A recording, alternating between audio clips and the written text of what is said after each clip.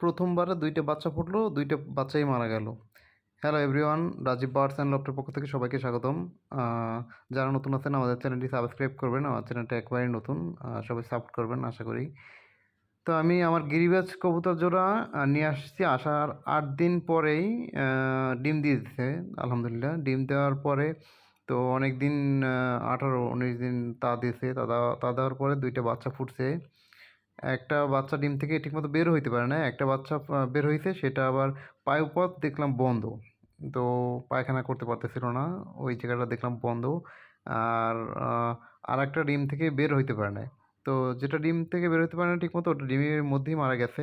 আর যেটা বের হইছিল সেটা ২ দিন ছিল, ২ দিন পরে মারা গেল। জানি না এই সমস্যাটা কেন হয়েছে? কেউ জেনে থাকলে জানাবেন অবশ্যই। হেল্প করবেন। কি করলে সমাধান হবে এটার? তো খুব কষ্ট লাগতেছে। ১ম বার ২ টা বাচ্চা ফুটছে, বাচ্চা ২ টিই মারা গেল। আ ইনশাআল্লাহ এখন আবার নতুন করে ডিম নিয়ে ওরা বসে গেছে। আবার পরবর্তীতে, যদিও ভিডিওটা অনেক পুরাতন, ছাড়া হয়নি এর আগে বা আপনাদের আপডেট দেওয়া হয়নি।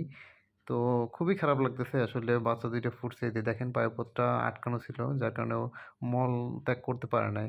খাবার-দাবার যাই খাওয়াইছে, মল ইয়েটা বের হয় নাই। এই কারণে হয়তোবা মারা গেছে বাচ্চাটা। তো সবাই ভালো থাকবেন। আল্লাহ হাফেজ।